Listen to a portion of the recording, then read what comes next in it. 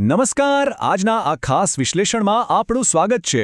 આજે આપણે રણપ્રદેશના એક અત્યંત રસપ્રદ પક્ષી શાહી બટાવડો એટલે કે બ્લેક બેલેટ સેન્ડગ્રાઉસ વિશે વિગતે વાત કરીશું. તો ચાલો શરૂ કરીએ. આ વિડિયો ઓવરવ્યૂ પ્રકૃતિ અભ્યાસુ પ્રણય દ્વારા લિખિત વિહંગ વિશ્વ ગુજરાતની પક્ષી સંપદા નામના 7 ખંડોમાં પથરાયેલા મહાગ્રંથના મૂળ લેખ પર આધારિત છે. લેખકના ક્ષેત્રકાર્ય, આધુનિક વૈજ્ઞાનિક સંશોધનો અને સંદર્ભ સાહિત્યના ઉપયોગથી સચોટ માહિતી આપવા પૂરતો પ્રયાસ કરવામાં આવ્યો છે.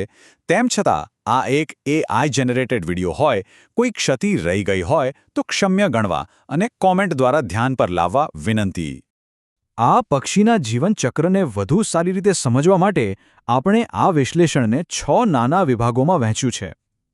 આપણે તેના પરિચયથી લઈને તેનું કદ, રહેઠાણ, તેની અદ્ભુત ક્ષમતાઓ અને અંતે તેના સંરક્ષણ સુધીની સફર ખેડીશું. બસ એક પછી એક મુદ્દાઓ જોતા જઈએ. તો સૌથી પહેલાં જોઈએ વિભાગ 1, પરિચય અને વર્ગીકરણ. શાહી બટાવળો એ રણપ્રદેશનું ખરેખર એક મોટું અને અત્યંત પ્રભાવશાળી પક્ષી છે, અને તેના આ ભવ્ય રૂઆબ અને મજબૂત બાંધાને કારણે જ તો તેને ગુજરાતીમાં શાહી નામ મળ્યું છે. હવે આ પક્ષીના વૈજ્ઞાનિક નામ પાછળની કહાની ખૂબ જ રોમાંચક છે. 1758માં મહાન વૈજ્ઞાનિક કાર્લ લિનિયસે તેને ટેરોક્લેઝ ઓરિએન્ટાલિસ નામ આપ્યું. ગ્રીક ભાષામાં ટેરોન એટલે પાંખ અને ક્લિયોસ એટલે પ્રખ્યાત અથવા વિશિષ્ટ. સાથે જ લેટિન શબ્દ ઓરિએન્ટાલિસ એટલે પૂર્વીય. આ બધા જ શબ્દોને ભેગા કરીએ તો અર્થ થાય છે વિશિષ્ટ પાંખો ધરાવતું પૂર્વીય પક્ષી. છે ને રસપ્રદ? આગળ વધીએ વિભાગ 2 તરફ, કદ અને દેખાવ. આ પક્ષી ભારતમાં જોવા મળતા સેન્ડગ્રાઉસમાં સૌથી મોટા અને મજબૂત પક્ષીઓમાં ગણાય છે. જો આંકડાઓની વાત કરીએ તો તેની લંબાઈ 33થી 39 સેન્ટીમીટર અને વજન 300થી 500 ગ્રામ વચ્ચે હોય છે. તેનું શરીર એકદમ કસાયેલું અને મજબૂત હોય છે. ખાસ તો તેની પાંખો તે એકદમ લાંબી અને તીક્ષ્ણ હોય છે. આ જ શારીરિક રચનાનું કારણ છે કે તે ઉજ્જડ અને સૂકા રણમાં પણ ખૂબ જ ઝડપથી લાંબા અંતરની ઉડાન ભરી શકે છે. હવે અહીં જે માહિતી છે તે ખરેખર મજેદાર છે. નર અને માદા વચ્ચેનો તફાવત.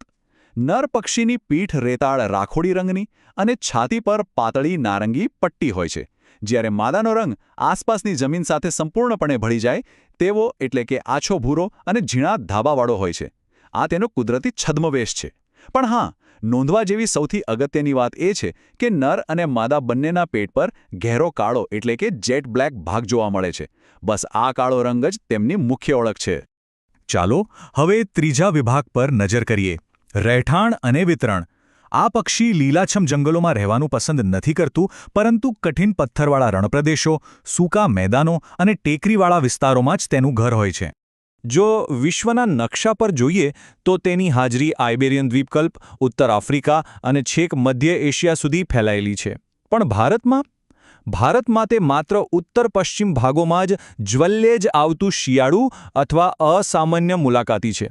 ગુજરાતની વાત કરીએ તો કચ્છનું રણ, બન્નીના ઘાસ મેદાનો કે સૌરાષ્ટ્રના સૂકા વિસ્તારોમાં તે ભાગ્યે જ જોવા મળે છે. અને હા, અહીં એ સ્પષ્ટ કરવું જરૂરી છે કે ભૌગોલિક દર્શન માટે જે નકશાઓનો સંદર્ભ લેવામાં આવ્યો છે તે સંપૂર્ણપણે ભારત સરકાર અને સર્વે ઓફ ઇન્ડિયાના માન્ય ધોરણો મુજબના જ છે.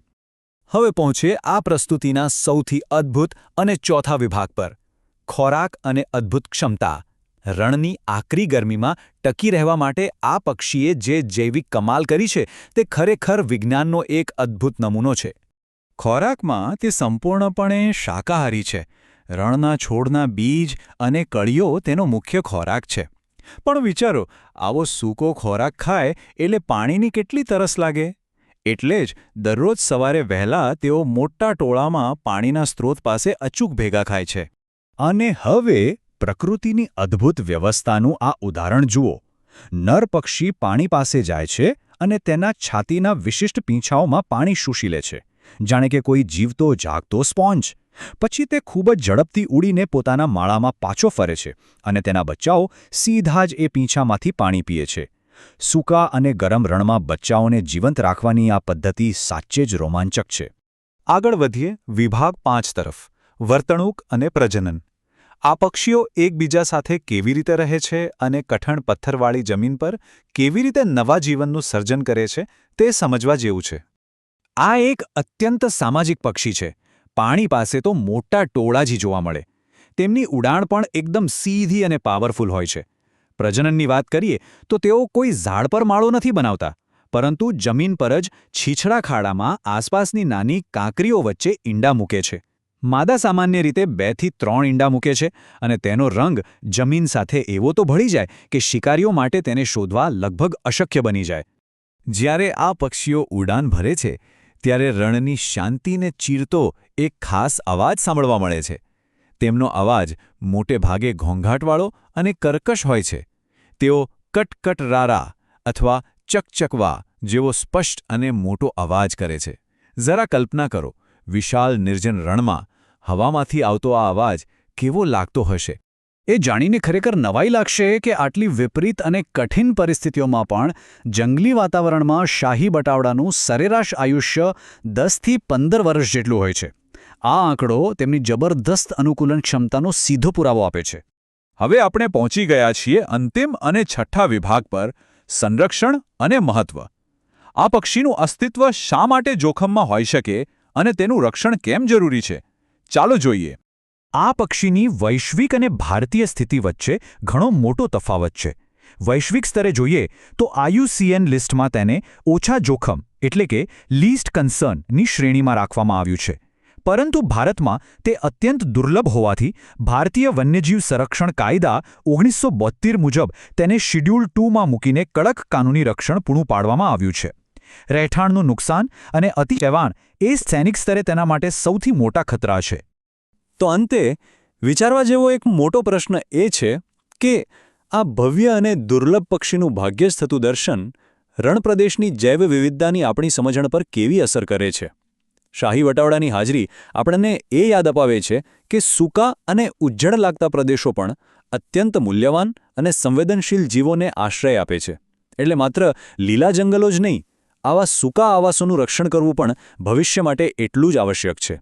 આશા છે કે આ માહિતીસભર સફર દ્વારા રણપ્રદેશના આ અદ્ભુત જીવ વિશે ઘણું નવું જાણવા મળ્યું હશે.